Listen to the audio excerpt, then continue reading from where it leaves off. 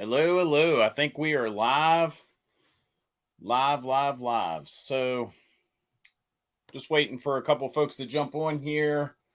But I've got a good show lined up for you guys. We're going to take questions live, heating and air questions. And also, last week we had some dead moments. We had some moments where I didn't have any questions to answer. And we will take that opportunity tonight, if we have any of those moments, to go through questions that we've received on comments on some of the videos. So welcome to the show, Heating and Air Questions Live. If you've got a heating and air question, please post that in the chat. And thank you for joining us. If you haven't subscribed to our channel, please do. Of course, that helps out. And we are also going to be doing something new, which is we're going to be focusing more on Instagram and Facebook stuff moving forward. So we've got a bunch of content that's going to be released on Facebook and Instagram only, and will not be released on YouTube. So if you don't follow us on one of those, please do, because again, we're going to be focusing more on that. Apparently, I've heard that Facebook has been taking it on the chin, and from some of these other platforms. And so they're making it more advantageous for folks like me to do more on their platform. Bear with me here. Technical difficulties every week, right? But the other thing with that is, I believe, and I could be wrong, but I would dare argue that there are probably more people on Facebook than really any other platform that would want to hear what I have to say, I guess. And what I mean by that is, I think now YouTube might be the one exception to this, but I would say it's probably safe to say that there's more older folks on Facebook than, say, Instagram. And I definitely think there's more older folks on Facebook than there is on, say, TikTok. So because of that, I think that it's a good place for us to produce content, and we'll still be putting out a lot of the same content, but we're going to put out some stuff that is unique only to Facebook and Instagram. So if you don't follow us on one of those, it's called the same thing as it is on YouTube. It's called HVAC Guide for Homeowners, Facebook or Instagram. So anyway, we've got a few chats coming in. Am I related to a Michael Griffin? Michael Griffin? I don't think so, but there's a lot of Griffins out there. I found out recently that if you go back through the family tree enough, that on my mother's side, I might be kin to Muhammad Ali, which is pretty cool. Probably in a sad way, as you could probably guess, but it's still crazy that, I've always, he was a little before my time, but I just always thought he was, even growing up, I mean, he obviously was the man. So I don't think I'm kin to a Michael Griffin, but that doesn't mean that I'm not. I mean, there's a lot of Griffins out there. Tech Junkie, welcome back, pal. We did miss you last week. I had an interview at a local company. I should hopefully be getting a proposal about a career in HVAC at this company. Good luck, pal. Good luck. Sad to answer the poll. Yeah, I wasn't quite sure what to post there, and I thought, well, that might give us, something to get started there. So do you think most companies in your area are ethical? And thought it might be a good place to start, right? Because I know there are some folks that feel that, that there is a problem with that in our industry. What's the maximum amount of participation you will allow a homeowner during installs to save money? I'm not sure what you mean by that, Home Rapid Repair. If you're asking, would I let the homeowner install the air handler and then me do this or that or something like that. We don't do any of that at Griffin Air for liability reasons. I'm sure there are homeowners out there very capable of doing a lot of their own work. In fact, there's probably homeowners out there smarter than a lot of the heating and air guys doing it, right? I mean, I hear that argument on my channel sometimes, but that's just not something that we do. If we get a homeowner that wants to install something themselves, we just usually excuse ourselves. I don't have a real big team, and we stay really busy with the stuff that we do take on.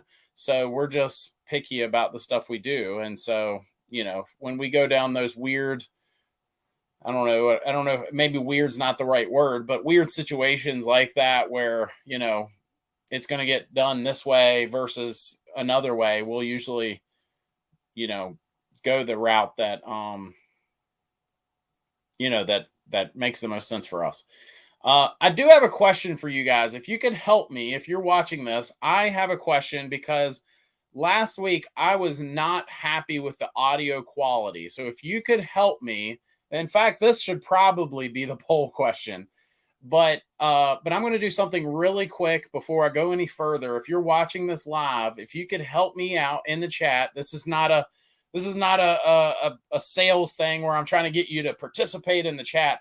I genuinely need to know. I need to know if this microphone that you're listening to me right now sounds better, so this would be number one. And now let me switch to the other one and you tell me which one sounds better. So this would be number one. And then let me switch to the other one and you tell me if it's number one or number two. This would be number two. And maybe you won't hear a difference at all, but I could hear a huge difference between last week's show and the shows before that. And I'm trying to figure out which one's which. Which one's the one that I used that I liked? So this would be number two. Do you like number one or do you like number two better? Number two. Perfect. So I'm on the right one now. Okay. That's what I thought maybe, but I wanted to make sure. So I don't see any number one. So everybody says number two's better. Perfect. Okay. Thank you. Okay. All right. Back to our questions here. He lives in Dover. We have a child together. His name is Oakley. He will be 2 in April. He doesn't let me see him. Christine. Oh, I'm sorry, Christine. Yeah, those Griffins. Hopefully you get that straight. I have a 2-year-old as well. And it's you count the days because she's not even growing up yet. You always hear folks say, well, they grow up fast and I miss those days. I already know that I'm in the days, right? I'm watching her get grow up every single day more and more. And it's just crazy. I keep telling my wife we need to record more of the things that she does because we'll forget, some of the funny things she says or things like that. She has some of her own little ways of saying and doing things. So she's a lot of fun. Thoughts on turning the gas off on my furnace for the summer? I mean, you can. That used to be a big deal in the old days because then come wintertime, you'd have to light your pilot if you shut the gas off to it. But these days, if you wanted to shut the gas off to it, I don't know that it's going to really help you in any way. But, if you wanted to shut it off, I guess you could. We should do a similar poll asking whether the first 15 HVAC companies listed locally on Google are ethical. A lot of companies around me are only word of mouth. That's actually a good point. I've got friends that don't advertise at all. We don't really advertise much anymore. We've got a couple, I don't know. I don't want to get into too many behind the scenes stuff, but I'll say it like this. Griffin Air does not put any money towards advertising anymore. We do free stuff. We do some free things, but I see some of our competitors and they do these home shows. We've done some of that, but I don't really, we don't need to do them. And they're just a waste of time and money for us. So we have a few advertising campaigns that we do, but those are usually co-op dollars with some of the companies that we work with. So like if we sell a heating and air system and they have like their rebates and they have some of the programs they also have a little account, or however you want, co-op dollars is what we call it. And it's basically money that gets kicked back to us to help us grow is the point of it. Any inverters work with Nest? Sheldon, do any inverters work with Nest? So there are some non-communicating inverter systems out there. I can tell you that let me back up. Any communicating inverter systems, which would be most of the systems that you know and like, right? So the Trains, the Carriers, the Daikins, the Linuxes, all the top brands out there, when they sell inverter systems, they're communicating inverter systems, and you have to use their communicating thermostat. And people hate that, but if they understood how much it was helping them, they would learn to like it, in my opinion. But there are companies. Bosch was the first that I know of, and now we've also got Gree now has the Gree Flex, and then Allied and some of their it's Allied and maybe Daikin, some of the brands that Allied makes, but they're making their Lynx product, and they're all basically non-communicating inverter systems. And those have the capability of working with a non-communicating thermostat like a Nest. But I can tell you that Bosch specifically said during our class, when I learned, when Bosch first came out and we took their class on how to install them, the instructor specifically said, don't use any smart thermostats, especially Nest. And so he went into why and the smart technologies that they use and such. But I guess to answer your question, the Gree Flex or the Allied Lynx, I don't know because I honestly have not installed either. I've been approached by Gree a couple times now, Gree Flex suppliers, to sell them. We have not taken them up on that yet. We sell the best, so it's hard for me to sell anything else. I'm from Louisville. He's the GOAT. Yeah, he is. Talking about Muhammad Ali for folks. I work for an ethical company, but not sure about some of the others. I strongly hate Nest. Me too. Must be a strange coincidence that everywhere I've lived since he and I broke up, there's a duct system. That's funny. I'll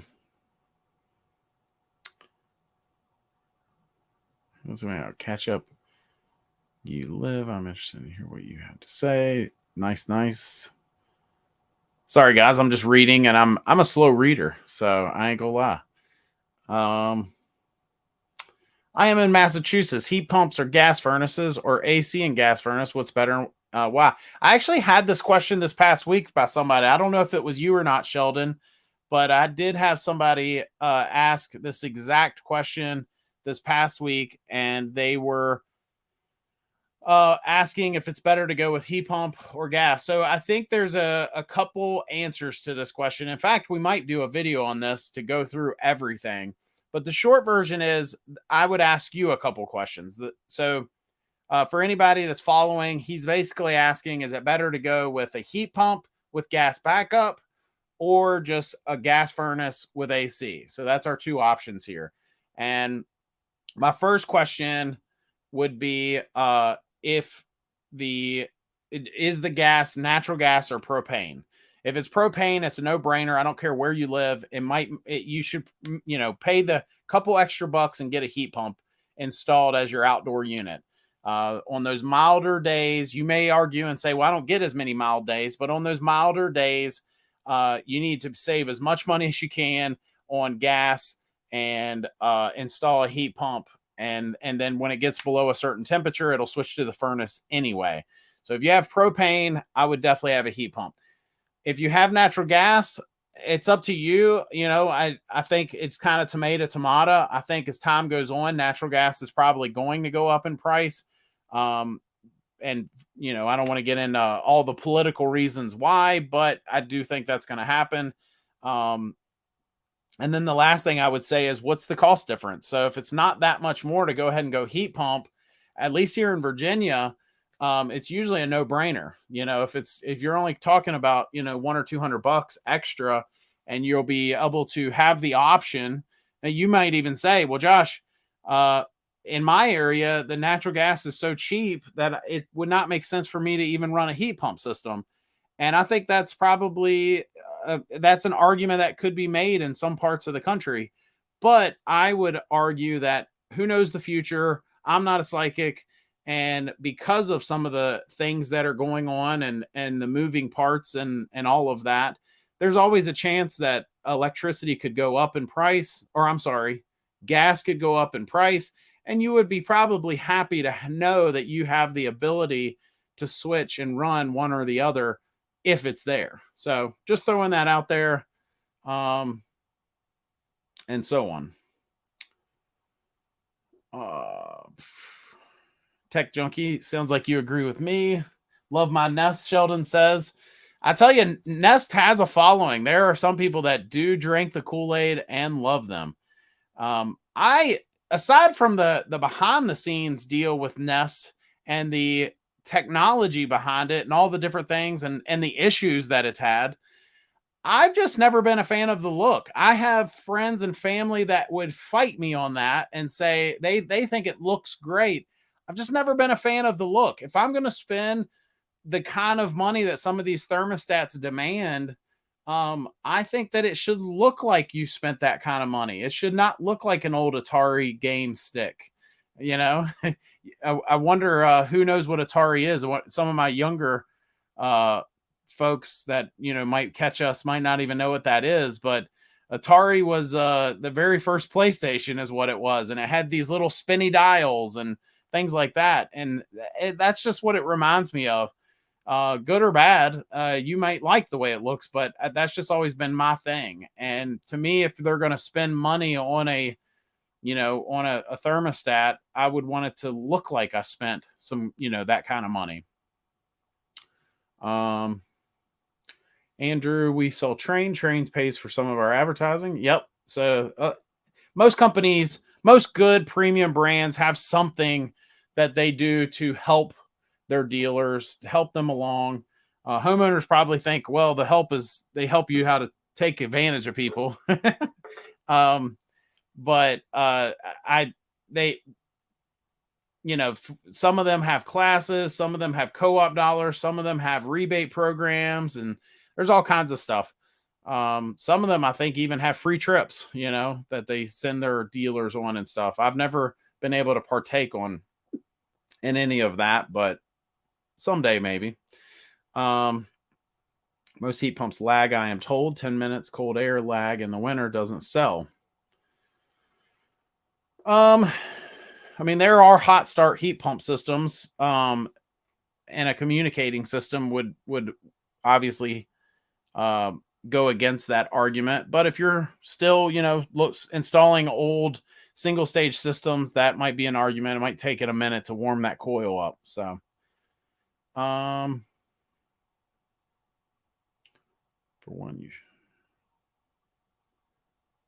what do you think of Carrier's Xfinity systems? I'm assuming, Michael, you mean their Infinity systems. Wink. But Carrier's Infinity systems, I think they're fine. I've never been a big Carrier guy, but I have friends that won't install anything else. I will say this, that when I lay hands on their upper end, their top of the line stuff, unlike some products and brands where I feel like I'm laying hands on something that isn't a premium product, I will say that their Infinity stuff, their higher end 20 SEER stuff, it at least it's seems to be a higher quality than some of the others. Old houses are full of interesting ductwork and breezes. Yes, they are. Bob, I can't tell any difference between 1 and 2.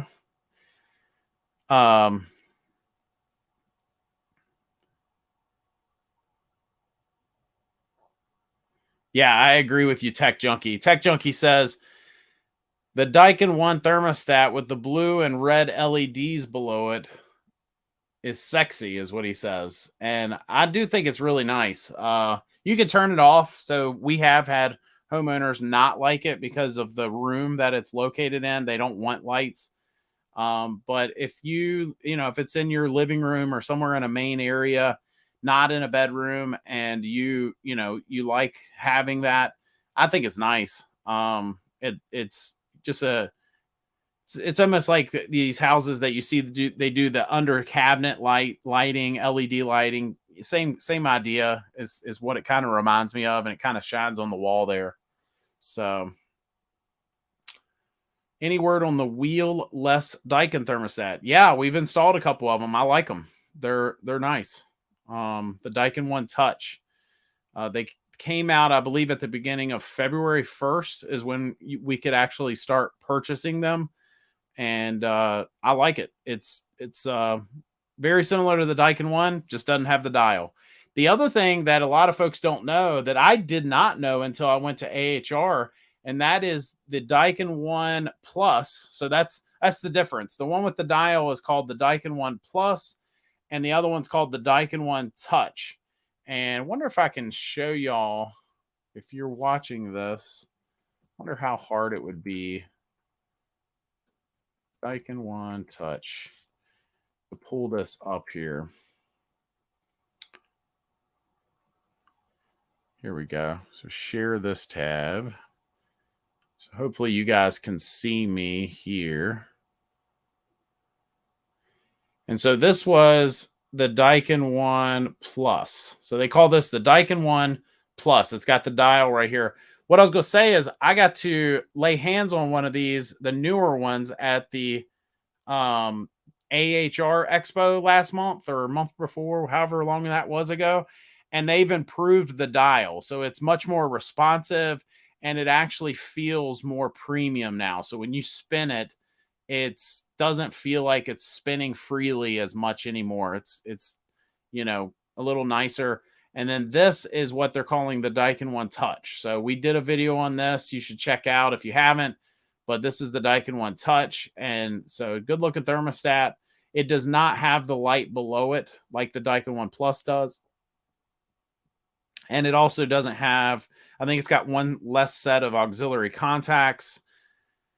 I think it's a couple things that it doesn't have that the Daikin 1 Plus does. I can't remember if it'll work with the ductless stuff or not. It might, but either way, it's a good looking thermostat, especially if you get a customer that doesn't like the dial, then they will have the Daikin 1 Touch that they can use. So let's see, go back to our chat here.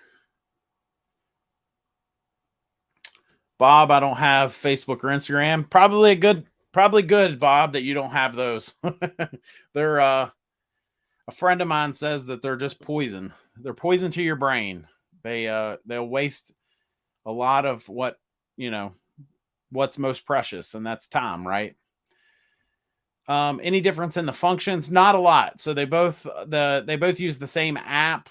They both still have the touch screen. And so as far as functionality, you just don't have the dial is all.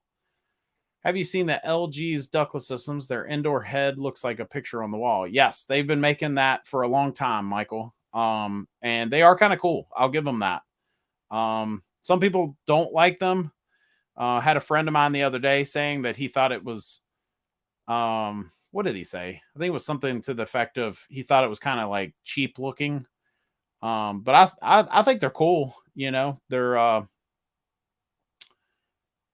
especially if you have a homeowner that just simply doesn't want something hanging on their wall and they don't want a floor model. It gives them another option that they can consider. Maybe they might be open to that instead of some of the other options.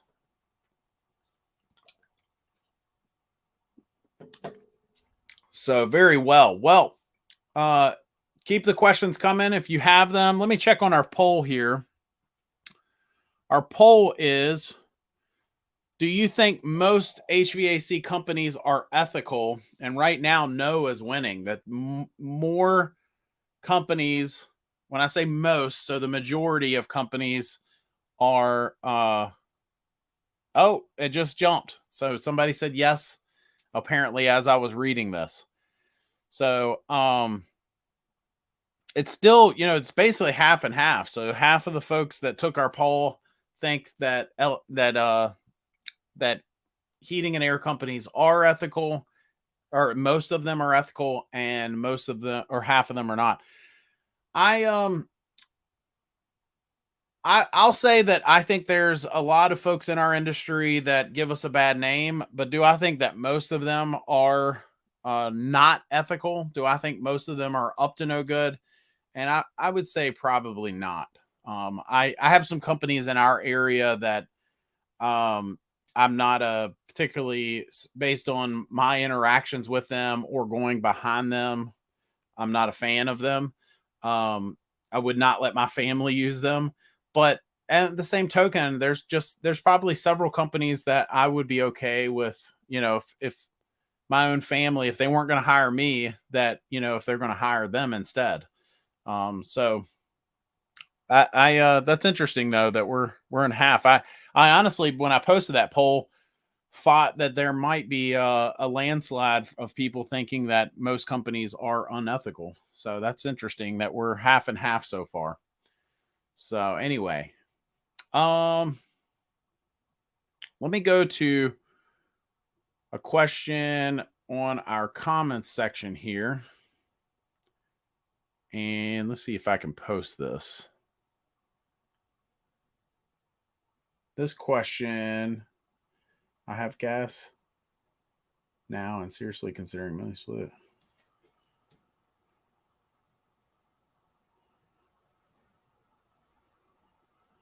I'm going to have to go through a couple questions because some of these I either don't understand them or they're just not worded well.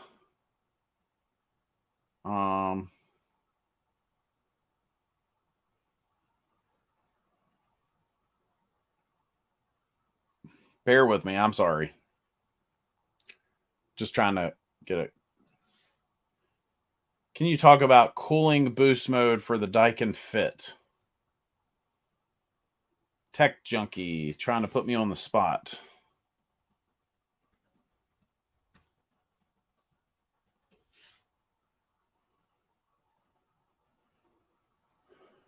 Let's see.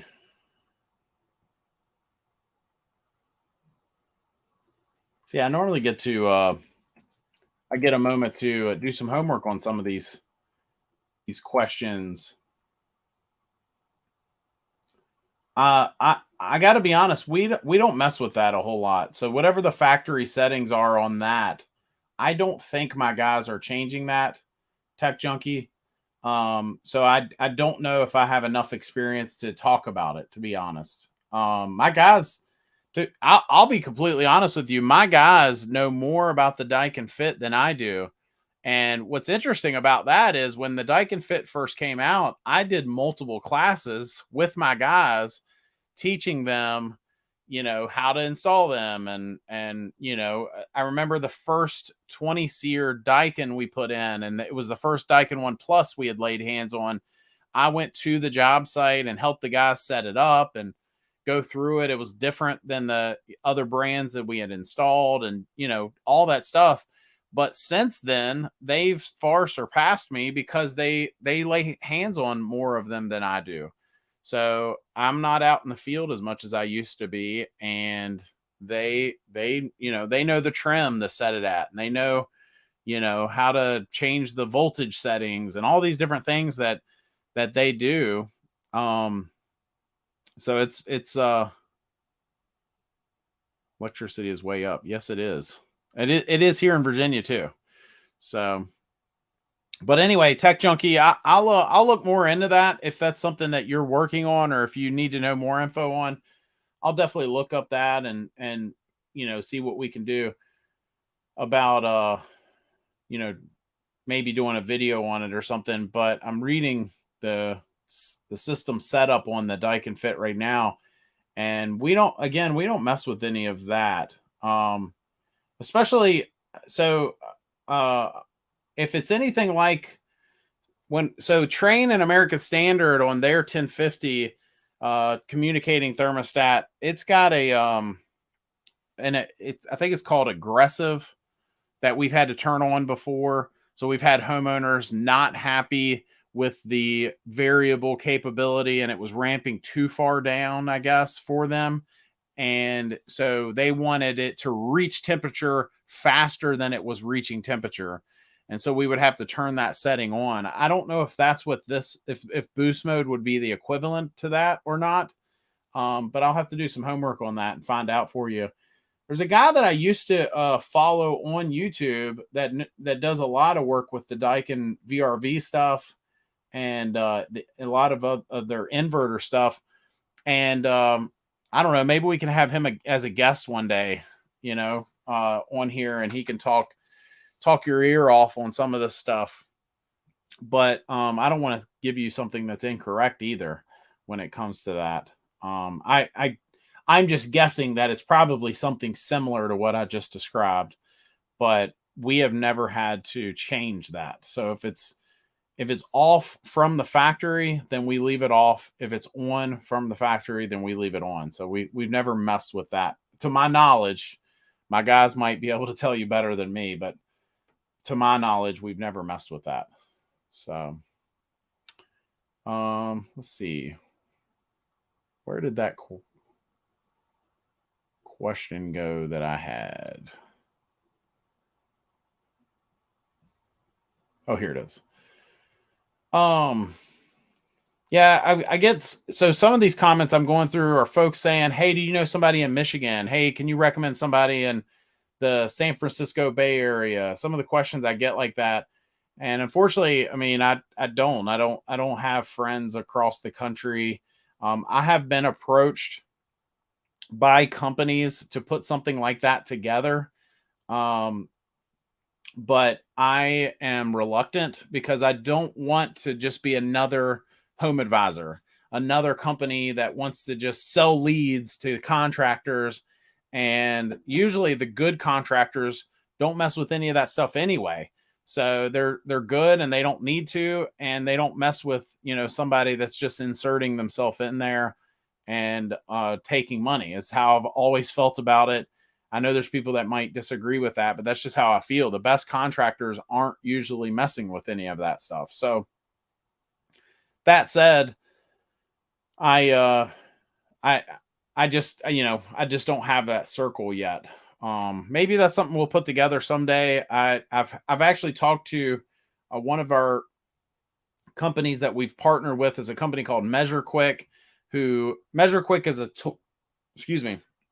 MeasureQuick is a tool that heating and air guys can use to make sure that everything is being installed correctly or diagnosed properly. So the app connects with their tools, Bluetooth technology, and then they're able to use the app to diagnose systems, to install it, to make sure everything's right. They won't have callbacks and all that. So I was telling him, why not have your own network, your network of guys that are using your product, and they have not been open to that yet. But who knows, they may turn around. He said that he recommends folks go to ACA, which is an organization that, that helps contractors and does different certifications and things like that. They even have their own conference. I think that's coming up, but they are, overall just basically a organization that is meant to help contractors be better, to do things the right way and all of that good stuff. So anyway, he said that there's a place on ACA that, you can see if somebody, if contractors are on that list or not. But even still, I would dare argue that it would be no different than, the Better Business Bureau having their accreditation program. So ACA's program are just contractors that are paying to be a member. I don't know if there's any other hoops to jump through other than them paying to be a part of that. So, I don't know. Yeah, see, here's their member directory. I'm on their website right now. And so they, if there's no way to decipher. And so I think that's the argument for MeasureQuick is you can decipher at that point. You at least would know if you were the homeowner. Tech Junkie, yeah. I mean, I don't know what you're posting a link to, but yeah, that's fine.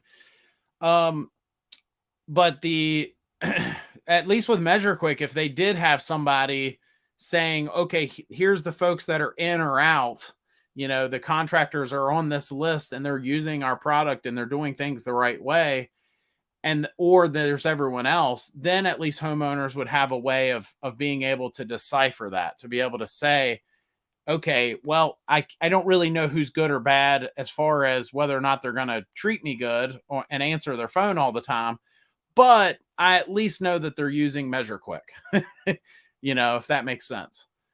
So let me go over here. So here's the ACA website. So they do have their conference and expo coming up.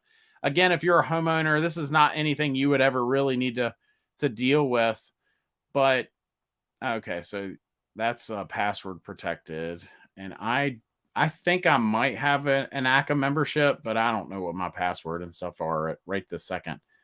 But he was saying that there is a place on ACA for homeowners to be able to go to their website and find contractors that are part of ACA.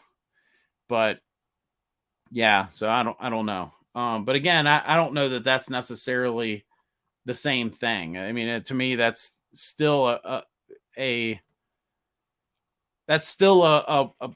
way for, people to just pay to be a part of the program, right? It would be nice if there was somebody that was policing this in some way, I'm not going to be that guy, but somebody that says this guy's good, this guy's not, other than reviews online. It would be nice to know. So kind of lame. It only shows 4 companies for me, and I can name 4 companies within 20 minutes walking distance from my house. Tech Junkie, if you're talking about ACA, send that link if that's what you're talking about, because I would like to figure out where on their website you would need to go to find what he was talking about. He was saying that there is I was describing to him, kind of like what Home Advisor has, where you put in your zip code and you search to find somebody in your area for a home project, and and then they send you, the companies that are in their area. But I would say that ACA is no different, right? I mean, on that front, if they're just sending you companies, right? Just companies that are paying to be on their list is the point. So anywho, if you got any heating and air questions, post them down below. I'm just going through some of the questions I've gotten on our page. So a lot of the questions I get, like here's a guy saying, can you repost the video without the music? Well, I can't. If it's one of my older videos, I was playing with a lot of different things like music in the background, and I don't do that anymore because of some of the comments that I was getting. I realized that, I was like, folks don't like the music. It's just one less thing I've got to do anyway. So I'll just not do the music anymore. And that's why you don't hear music now. Let's see. Can I match a 3-ton condenser, non-communicating inverter system like a Gree or Bosch to my 2.5-ton air handler? Do I have to change TXV or complete coil? Thanks. So I think you could do what you're describing with the Bosch. I don't know about the Gree. I know the Gree Flex does have some limitations. One of the things I'm doing right now is I'm helping a lady that lives in a mobile home. She's got a mobile home downflow high static furnace. And I was told by a Gree rep that they could not do that with the Flex. You can do that with the Bosch. Whether or not you're supposed to, I don't know, but I have talked to a Bosch rep about it, and I've done it multiple times where we have a Bosch heat pump outside and a coil inside mounted on top of that electric furnace. Is the link not going through? Tech Junkie, we are not getting a link. So maybe there's some sort of settings on my chat that is blocking you from doing that. But yeah, so to answer your question, Cucina Cottage, hopefully I'm pronouncing that right, or maybe it's Cucina, maybe Cottage, that it would match with it. Do I have to change the TXV or the complete A coil? If it's got a TXV right now rated for 410A refrigerant, then you should be okay. But if you don't, then you might have to swap it. I know with some of the Goodman stuff, and not just Goodman, several brands, but I know with some of the Goodman stuff, depending on what outdoor unit you install, you have to swap the TXV. But the Bosch will invert, it'll ramp up and down based on what it's seeing the coil temperature come back as. So I don't know the answer to that. I'm not going to lie to you and say that I do. I don't think you would have to, as long as it's rated for 410A, but I could be wrong on that. So I don't know why you would want to do what you're asking, unless you're trying to just save money and keep the old air handler. The money you're looking at to swap coils and TXVs and all these things, why not just swap the air handler? It's, literally maybe $100 more. Once you start figuring in the refrigerant, well, the refrigerant would come in the outdoor unit, but the materials and the parts and all of that, you might as well just swap the entire air handler, put in a Bosch air handler that's an AHRI match with that outdoor unit, and you wouldn't have to fool with all the stuff that you're describing. So just my 2 cents on that. I thought you had to have a Bosch coil, but you can use any furnace. Yeah, so when it comes to the electric furnaces, we have matched the Bosch. So there are multiple brands out there, one being ADP, for example, that make coils that will work with multiple outdoor units. And so ADP is one of them. Mortex is another one, although we've had some bad luck with those, so we don't really mess with those anymore. Unico would be another one. So Unico makes their high static, small duct, high velocity systems, indoor units that can be paired with multiple outdoor units. And so you can match. We have matched the Bosch units with those coils and put them on top of those electric furnaces before. Would you generally recommend Trane for inverter for a complete system changeout? I like Trane for certain reasons. They're not my favorite brand. Most people that watch my stuff know who my favorite brand is, but I would say Trane is in the top 3. So we've installed a bunch of their inverter stuff. I have never installed one of their side discharge units, though. So those came out after I was installing Trane and American Standard. But for years, we sold them until we made the switch. And we installed several of the inverter systems, and they worked fine. We only ever had one issue with one customer. We kept having issues with it, and it was a refrigerant leak, but it was like on a really hot summer day. So we got him going. We charged the system, got him going, and then made it through the summer, through the craziness of summer, and then went back and found the leak and repaired it. So that's the only real issue. We had one system that was giving us some problems with the zoning, but that's a whole nother pickle. But that had the communicating technology and stuff. And so, if you like Train and you are wondering if they have a good inverter system, the 1050 thermostat is actually, in my opinion, one of the nicer thermostats out there as well. They're I think it gets back to what I was talking about before, where you have thermostats that don't, you spend all this money and then they still look cheap. I've always thought the 1050 looked nice. So just my 2 cents. I forgot about ADP. Have you ever done a high velocity system? If so, what do you think? Yes, we've done several of the Unico systems. So the small duct high velocity systems, Unico, I've never done a space pack. There's not a good supplier in our area for those, but Unico, we've done several and they look good. I mean, they work well.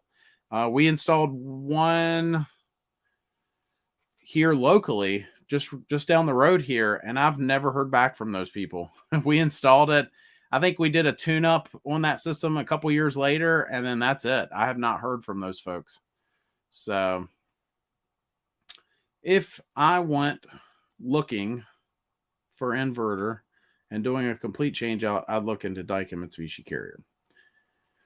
How do you feel about the Allied Air companies compared to Bosch? Jacob, I have not laid hands on one of the Lynx products yet. I don't know if that's because of our suppliers in our area, but I have not even heard of anyone in our area even installing one. It's still a new product. The Bosch got a head start on all these guys, and then now the Griffin has been out for a little bit now. And then I would say that the Lynx products are, the last to the most recent to that dance. And so in our area, no one has sold, and to my knowledge, I have not heard of anyone selling one yet. But again, that could be just a distribution thing. That could be we just don't have a good supplier. I know who the supplier in our area would be if I really wanted one, but I don't know that they have any contractors down my way. They're about an hour away. They're in Richmond, Virginia. And I don't think that they have anybody down my way. I could be wrong, but I don't think they do. But I would love to lay hands on one and at least check it out. The commercials look cool. We've done some videos on them and put little clips of what they look like and all that. Should I wait to change my equipment out or wait for the new refrigerant? That's a really good question. We got a video coming up where we're going to talk about these changes with the refrigerants and how all the different manufacturers are fighting. But ultimately,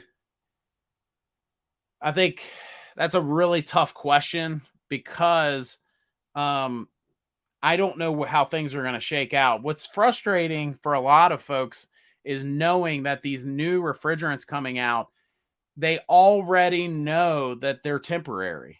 That was not the case with 410A. There are guys that'll tell you that they knew that it wasn't going to be forever. And that's not what we were sold. When R22 was going away and they were coming out with this 410A stuff, it was supposed to be, now we all knew better, right? But we were being sold on that this is the future is here, and 410A refrigerant, this is where we're going to be. That, it doesn't hurt the ozone like R22 does, is what they would say. And then, now here we are years later, and 410A, because of GWP, is a problem. And so they've got all these other refrigerants that they're switching to. And, it's just tough for me to answer that question, especially not knowing your entire situation. I think if you've got a problem and you need to get your heating and air system replaced sooner than later, then I think that you're just going to have to deal with the 410A refrigerant and the price increases that will be coming in the next decade or two. But that's the thing. These new refrigerants, folks already know that they're temporary. And how do we know that? Well, because they're already looking at lower GWP options than what these refrigerants are. they've got other countries that are already starting to phase these refrigerants out. And, people like to get patriotic and say, oh, well, in other countries, they're behind us and that they're third world and they're blah, blah, blah. But in reality, when it comes to heating and air, America is late to the party on a lot of this stuff. They are, I don't want to say they're last, because there's not a race on first or second or last, but they are late to the party when it comes to these higher end systems. And I think there's reasons for that, but I think ultimately it boils down to money, right? If politicians don't want to, they don't want to, I don't know, how should I say this? Because some people would argue, well, politicians shouldn't be making law when it comes to free market, but they are, right? So if they're making laws to try to outlaw some of these refrigerants because they're bad for the environment, then, they need to also be looking at these options that other countries are doing that are more efficient and so on. And so the market's going to go that way. The government has raised standards on what the efficiencies have to be, and it's coming, like it or not. So I just realized there is a delay on this chat. So I always have another computer so I can see what's going on, and on this computer I didn't get the Bob's comment right away. So that's interesting. Josh, I used to belong to ACA, and they offered training, technical programs, as well as the business side of HVAC. We made sure to put a sign on the vans or trucks. So, Bob, let me ask you. So, Bob, you're on the hot seat. I'm going to ask you a question. You're here. You've been with me, been watching our stuff for a long time. I remember Bob's name popping up in the comment section a couple years ago. But let me ask you, Bob. Would you say when you were a member of ACA that your company was ahead of someone that's not a part of ACA? No wrong answers, but would there be a chance that someone else would be just as good or even better not being a part of it? Or were you guys just better? I'd love to hear that answer to that question, because I would guess that you would say, well, we were better for it. But, maybe the training that they were providing, other companies could get elsewhere. I don't know. So that I'll be interested to see what your answer is to that question. We made sure to put a sign on the vans or trucks. And here's my second part of this question then. Do you think you got any more business being a part of ACA versus a company that didn't? So you had the sign on your van or truck that you were a part of ACA. Were there homeowners that said, hey, I like that? First of all, what is that? And you tell them what it is. And then they say, well, I really like that. I like that you guys are on the up and up. You're continuing education and so on. I'd love to hear your thoughts on that, Bob.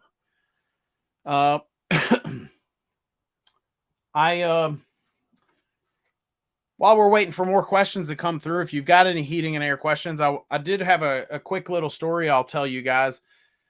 I had a meeting today with a guy that makes YouTube videos, and we were talking about some of the, he's more connected than I am with a lot of the other folks doing this, doing videos on YouTube about our industry. And so he was sharing some things with me, and we were going back and forth on maybe even collaborating and doing a video or two together. But I thought it was interesting just chatting with him, because he does something totally different than what I do. And, he does it mostly commercial. And so I'll shout out Reliable HVACR is the name of his channel, but a lot of homeowners would probably care less about some of the stuff he's doing. He's doing, videos on, tools and tool bags and equipment and things like that. Whereas, we always focus more on the homeowner side of things. So it's just interesting how he's got his way, his niche. I've got mine. We've talked about a few of the other guys and how what they're sharing is unique to them versus what we're doing. And, so it'll be kind of cool to see as we move forward about collaborating. Part of this too is if I'm more connected with some of these guys, Adrian has connections that I don't have. If he's willing to share something with us that maybe he's not going to do a video on it because it wouldn't make sense for his channel, but he kind of lets me in on it, that's a good thing too. I paid for a heat pump system. It would not keep up with the load. Then they put in a furnace as emergency heat and took out the heat pump air handler. I heard it's cheaper to do dual fuel versus straight pump. Joey's cleaning lady. Her cheaper to do dual fuel versus straight pump. Well, first of all, if they installed a system that was not keeping up, my first comment to that would be they obviously didn't do a heat load calculation, because they would have known from the get-go that, this is what you need, that we're only going to sell you what you need. I get these, we help folks on our guide. We have a website where we help homeowners through the process of buying a heating and air system on our website. And so I'll help these folks and they'll say, well, I know the contractors are saying that, that I need a 2.5 ton, but I'm going to go ahead and install a 3, or I'm going to install a different size, whether it's big or smaller than what the heating and air company is recommending. And then these companies will say, okay, if that's what you want, here's my price to install that. And that there's a right and wrong way of doing some of these things. And it's just interesting because I see a lot of companies that, they just don't care. They'll give the homeowner the tail light warranty. As long as you don't see my tail lights anymore, the warranty is now void. And, a heat pump only conventional system won't keep up without electric heat. Shows out total heat load. Yeah. But that's neither here nor there. The point is the fact that they installed this system and then later found out that it wouldn't keep up is interesting to me. The fact that they installed the system and then said, well, we need to put in a furnace because this isn't keeping up. That's obviously they did not account for that. Seems to put out less heat and with the heat pumps versus others. Anyway, so the point is these companies that are willing to cut corners for these homeowners. I had a lady that we're helping on our guide right now. And I was I was talking to one of the contractors that is hopefully going to help her. And I was telling him, he's like, well, she really needs to replace the furnace too. She only wants to do the coil and the outdoor unit, but she needs to replace the coil. And I said, well, then you should replace the coil then. The furnace. And he said, well, that's not what she wants. And I'm like, you're cutting corners. To me, like at Griffin Air, we tell homeowners, you either want it right or you want somebody else. That's kind of how we roll, right or wrong. That's how we roll. And we say to folks, this is what you need if you want it done right. And then if you don't want that, if you want to cut a corner, that's fine. You're allowed to. It's your system. But I'm going to not. I'm going to do things the right way. And so Joey's cleaning lady, I love your name, by the way, Joey's cleaning lady. It does not sound like that's what happened. It sounds like you had a heating and air company, winging it and did not do a heat load calculation and make sure everything is right. And then had to kind of go back and band-aid it and do something different. So hopefully they got you straight in the end. But that's interesting. What's your opinion on using dye to find a leak? I bought one to use and I noticed the injection dye is not completely full. So I talked to the seller and they said not to worry, it's dry air. Well, so my opinion on dye is we use it. I know there are a lot of heat. In fact, my old boss used to hate the stuff. He always claimed that he could find a leak with his sniffer tool or with a nitrogen pressure test and not have to put dye in the system. But dye is one of the only things out there that I have seen that the manufacturers are okay with you adding to the system. So a lot of manufacturers, despite how good something may be for the system, they don't want it in there. So for example, they don't want products like AC Renew or Diversitex Boost Juice. They also don't want you adding any sort of additives in the system to stop a leak. They also don't want you installing like a hard start or a soft start if it wasn't one there before. All these different things like that. They don't want it there, especially if it's under warranty. But dye, they're okay with. They're okay with you adding dye in there. And Jacob, the leak seal with the dye is they would not be okay with. That's still the leak seal. But if you add dye to the system, we have found leaks that we had. I'll give you a good example. We had a mini split a couple years ago that another company had been there, couldn't find it. She had called us. We could not find it. We pressure tested, couldn't find it. The system was not bone dry, so it wasn't like, the leak was so big that she was losing everything. It was just the system was malfunctioning, and we just couldn't find it. We pressure tested it, went to lunch, came back. The needles on our gauges had not fallen. Looked around, bubbled our coil up, just couldn't find the leak. And so we made the call. We added dye and went back a couple weeks later and found it. It was on the indoor coil on one of the U-joints, the tiniest little leak in the world. And we found it because of dye. So I like it. It took me a long time to get there with it because of how I was taught. My boss used to hate the stuff. He would just he would throw his gauges. If he took his gauges loose and there was dye everywhere on his hands or on the hoses, he'd get so mad, and he hated the stuff. But I like it now. I mean, I think it's good stuff because of the good luck we've had with it a few times on finding that leak.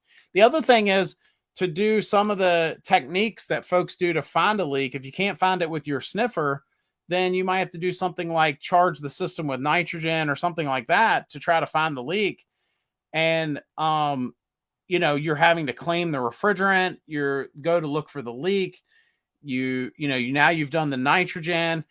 Whether you do it, so let's say you did find the leak and you repair the leak, and then you pull your vacuum and put the new refrigerant in there. I mean, it's this huge process, right? But if you do dye, you get there, the system's a little low on refrigerant. You charge it, you get your superheat and subcool, you get everything right. You add some dye in there, right? And then you can go on with your life.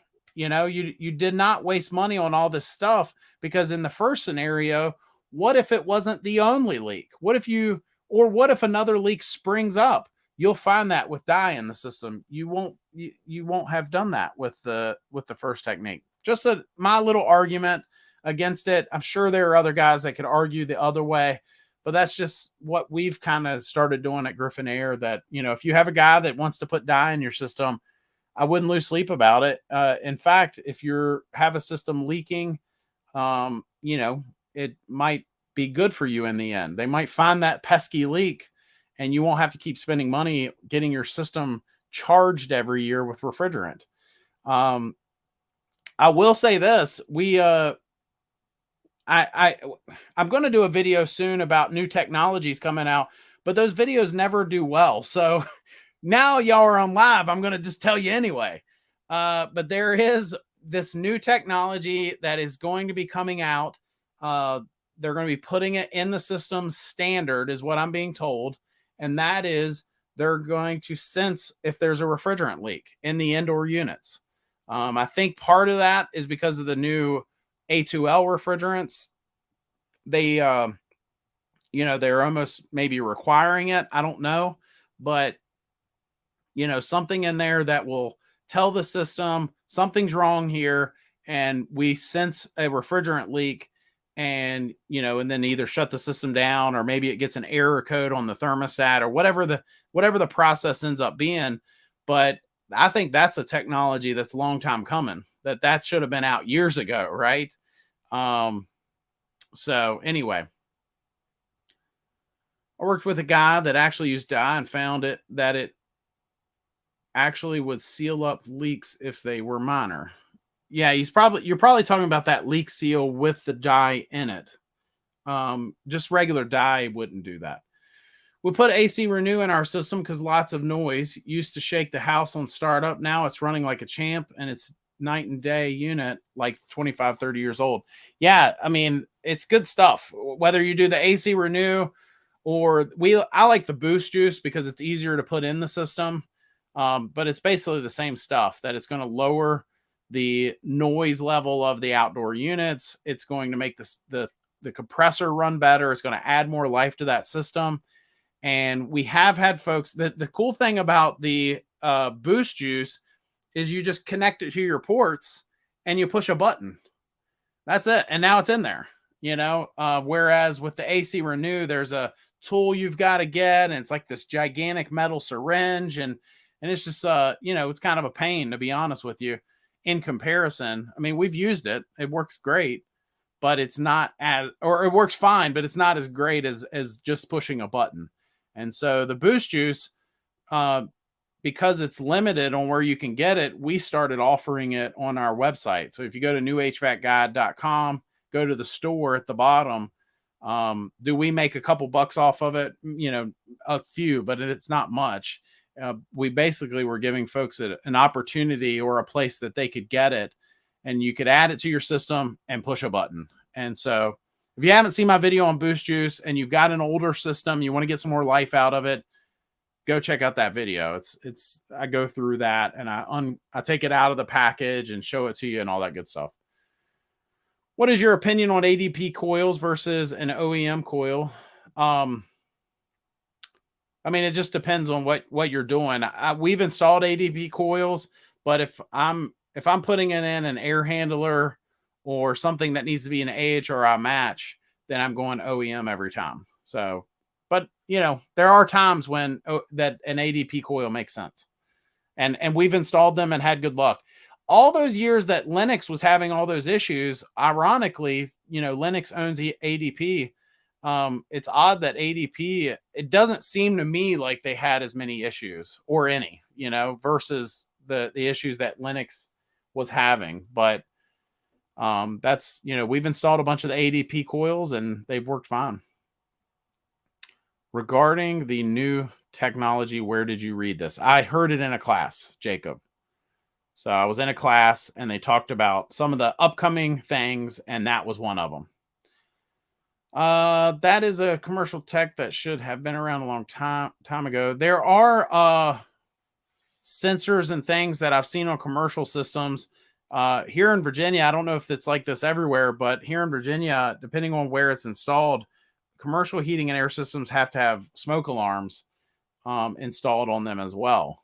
So they do have stuff going that, that a lot of residential stuff don't.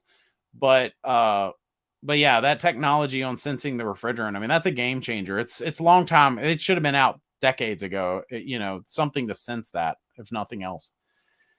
I worked where a chiller was in the basement like area. If it had a big enough leak, you would be dead. Yeah. Amen. Yeah.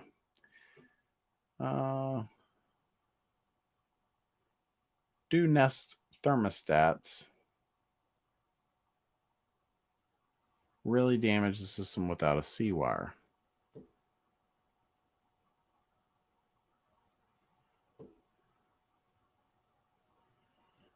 Does it damage the system? I mean, I don't know what damage it would cause other than maybe a transformer, but my HVAC company calls it power stealing because there is a call for cooling and the Nest needs to be charged.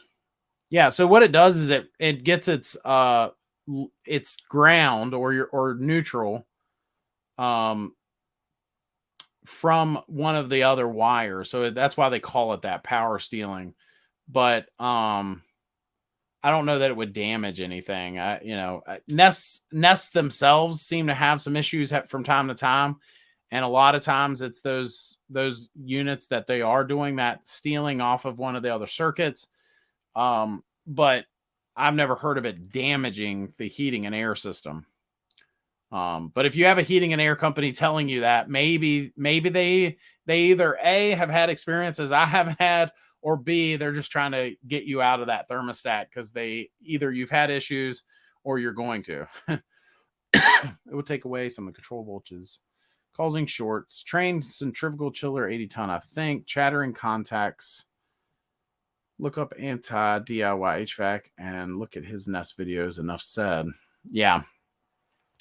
I haven't done many videos on them because I'm not trying to like pick on anybody. Google owns YouTube and Nest. So, that I could see them blackballing somebody. No, I don't know if they would ever do that. But I've had some issues with the Nest thermostats. I'll just say that. How about that? And when I say issues, I mean like things that I don't have with other brands, like whether it's, failing or, whatever the problem was. We don't seem to have those issues, as many issues with other brands. So, but who owns Google? I think the company, isn't it a company called Alphabet or something? I don't know. I don't get into all that. I'm small potatoes. We're going to wrap up here soon, guys, probably in about the next 5 to 10 minutes. So if you do have a heating and air question, jumping in there. I am excited about doing some of those collaboration videos coming up. Thanks, Jacob. Appreciate your kind words. I was a little disappointed last week. I had a guy message me. I had worn a couple shirts. One was the Outer Banks in one video, and then another one was the Blue Ridge Mountains. And he had messaged me and said, "Hey, can I send you a shirt for our area? Will you wear it in one of your live videos?" I said, "Yeah, I'll wear it." And he said, or he didn't say anything else, right? So then I posted in our last video my address, which is now in the about section on our channel, and our address, so he could send the shirt, and I never got the shirt. I was a little disappointed. I was waiting to see what area I was going to be wearing, but I never got the shirt, guys. I'm upset. So maybe I'm too chubby. Maybe he couldn't find one in my size. I don't know. Are tune-ups really worth it? That's a good question. So here's my answer to that. Depends on who the heating and air company is, because some heating and air companies are running around calling what they're doing tune-ups, and what I would say is they're more like a checkup, that they're checking things. And so when we do our tune-ups at Griffin Air, we are actually trying to make the system new again. We're cleaning coils, we're treating drains, we're doing everything we can to make sure that system is on the, up and up, make sure it's as new as possible again. And then on top of that, we are still checking things like the refrigerant levels and the heat exchangers and the microfarad readings and all the stuff you need to do on a proper tune-up. So I would say the answer is, are they worth it? It depends on who's doing it. And if it's being done correctly, then I think the answer is not only is it necessary, but it's required to keep a valid warranty in a lot of cases. In our area, the power companies were even doing rebates at one point for homeowners to get a proper tune-up done. And they had a list of things you had to do on the tune-up. So it was a proper tune-up, and it would lower their electric bill. And they believed that enough to where they would pay a rebate to that homeowner to get a proper tune-up done.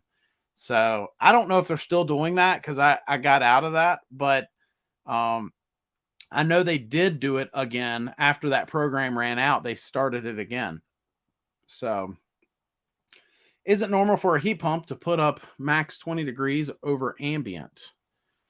It just depends. I would say your heat rise should be at least 20 to 30 degrees with a heat pump system. You're going to see higher than that with other types of heating. So heat pump is going to be on the lower end. So 20 to 30 20 to 30 degrees. I would love to see 30-degree heat rise, but there are going to be houses where that's going to be tough. And it depends on the situation and stuff too. What's the outdoor temperature? What's the, duct loss, things like that. By any chance, would you know how much a 5-ton 16 SEER train costs? No, I don't. What should I be looking for in a tune-up? Pros and cons, scams, or reality? I would want a company that is actually going to clean the system. If nothing else, there are companies that do these, $59, tune-ups. Come on out. And that's just in my opinion, it's a sales tactic. They're doing a cheap tune-up. They're going to come out, kick the tires, and then try to look your system over and upsell you something in a lot of cases. Will the fit be updated to a higher SEER HPF?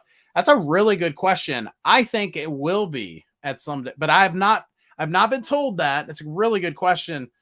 Cucina Cottage or Cucina Cottage. I should just have a blooper video of me trying to say y'all's names. But I think that day will come at some point, but when, I don't know. I've not been told that from Daikin. I've got a couple of friends that work at Daikin, and none of them have said anything to that effect. But the beauty in the Daikin fit is in contrast to some of these other brands that have their side discharge units with a little bit higher ratings, is the fit is smaller. It can be kind of put back in a corner, and it's not as intrusive, and it's not 8 foot tall. It's just a tiny little unit that you can put wherever you need to put it, and it's going to heat and cool your home and be quiet. The fit is very unique in that. So is the SEER rating as high as some of the others? No, but it's still an inverter system. It's still going to be leaps and bounds more efficient than a single stage system. And it's a true communicating inverter system, unlike these non-communicating systems. So it's leaps and bounds above everything else at that same price. I don't say everything because somebody will try to sue me. So I don't really know if it's everything, but a lot of the other systems on the market that are the same price point, the Daikin fit wins all day long. So B, do you have 5,000 square foot? What was your biggest customer horror story? I'll come back to that question in just a second. Fixing the leaks may require tens of thousands in window upgrades. Is there a best time of year to buy a new system? Slow season. Yes, Sheldon, we've talked about that in some videos, whether heating and air companies want to admit it or not. A lot of them do change their pricing based on how busy they are. And so during your slow season, you will probably get better pricing from a lot of these heating and air companies. They hate when I talk about that. In fact, I've gotten comments on people telling me how ignorant I am and how I don't understand supply and demand.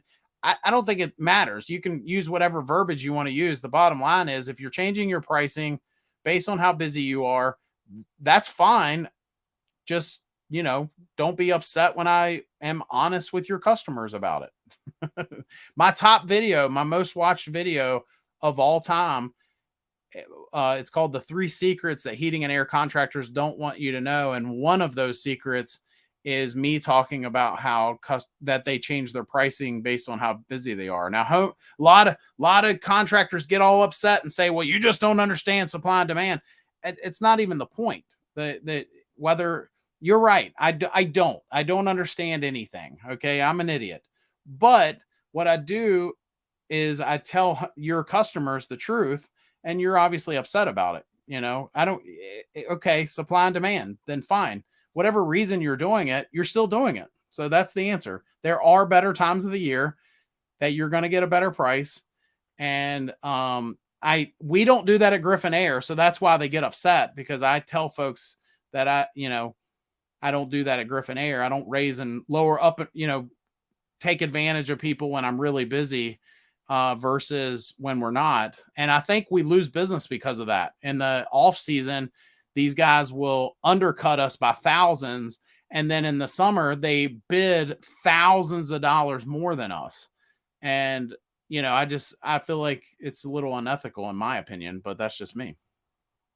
I have a friend that has chickens. His chickens have a run next to the AC condenser, and he's had them for years. His AC was sounding so bad, so I looked and it was dirty. I washed it. Nice.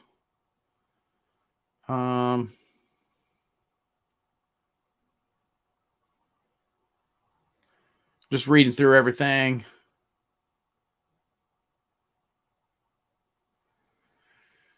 Sheldon, yeah, I mean, you want to get it in there sooner than later, pal. If you're getting estimates, get them now. Get it. Don't wait till May or June. That's when they're going to get you. I usually listen to your videos at ×3, so it's interesting listening to you normal speed.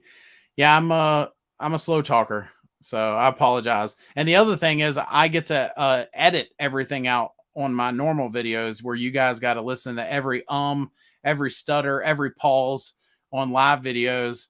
You guys are like, man, this guy's not as bright as I thought he was. Hey, you're right. I'm not. Just caulk and weather strip the windows. Energy audit.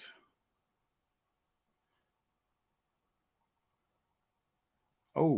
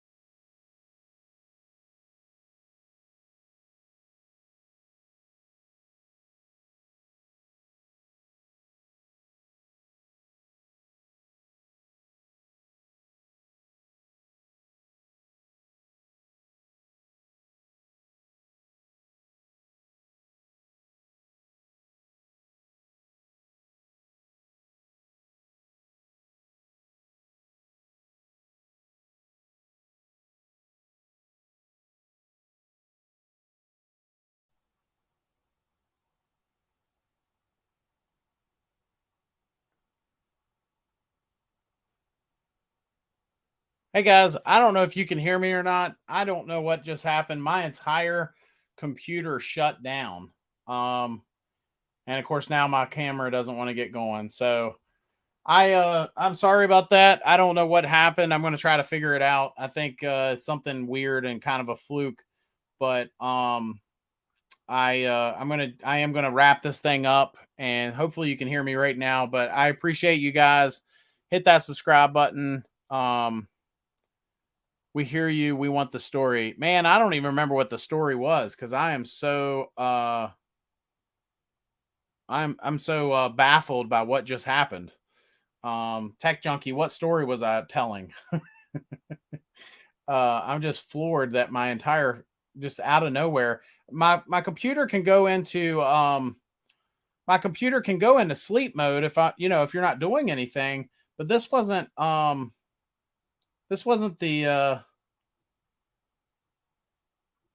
this wasn't a sleep thing. The entire thing shut down. So worst customer experience. I talked in the one of the other streams. I'm sorry guys, I'm just so floored that this has happened.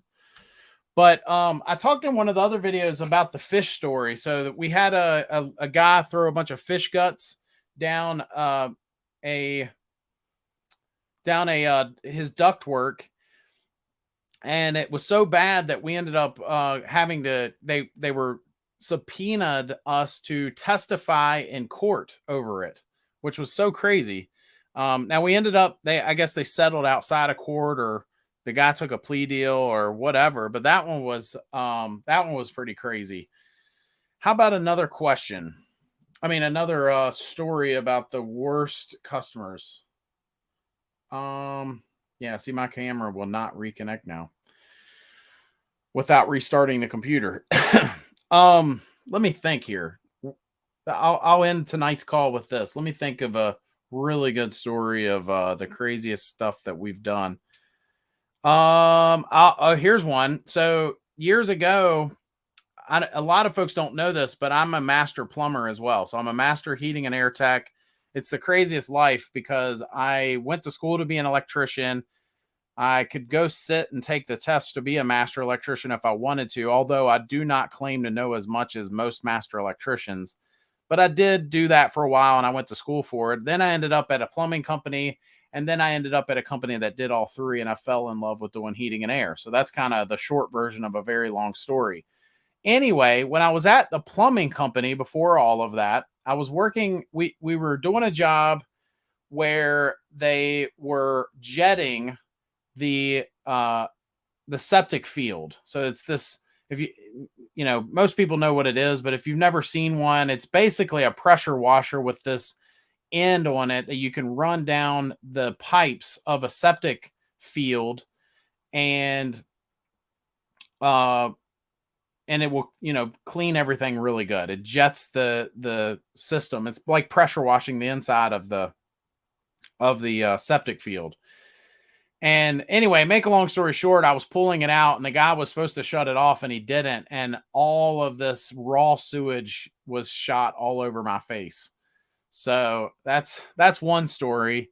Another story I'll just throw out there real quick is I was working in Richmond one time, and I almost ran right into a rat that, I was trying to climb out of this crawl space, and this gigantic rat that was as big as most cats was just as surprised to see me as I was to see him. So that was pretty nuts. I did not go back into that crawl space. I told my boss, I'll do a lot of things for you, but I ain't going in there again. So that one was a pretty crazy one as well. Anyway, man, I tell you, the amount of issues that I have on this, doing some of this stuff, is just nuts to me. And not normal stuff. So this was a weird one, but I still see we've got 19 people on here, and I do appreciate the support you guys have given me. We're about to have probably the biggest summer yet for our channel, because we're up to almost 30,000 subscribers, and we've got some videos, we've got some momentum. Some of the videos are taking off, and we also have some videos coming up that I think a lot of you guys would like. So that said, I appreciate you guys sticking around. What a crazy night. I can't believe this camera shut down. But I'm gonna wrap this up now. Thank you guys. I'm gonna be back next week, same time, same place, with a camera going. And I appreciate it. So y'all have a great night. Thank you for everything, and we'll see you soon.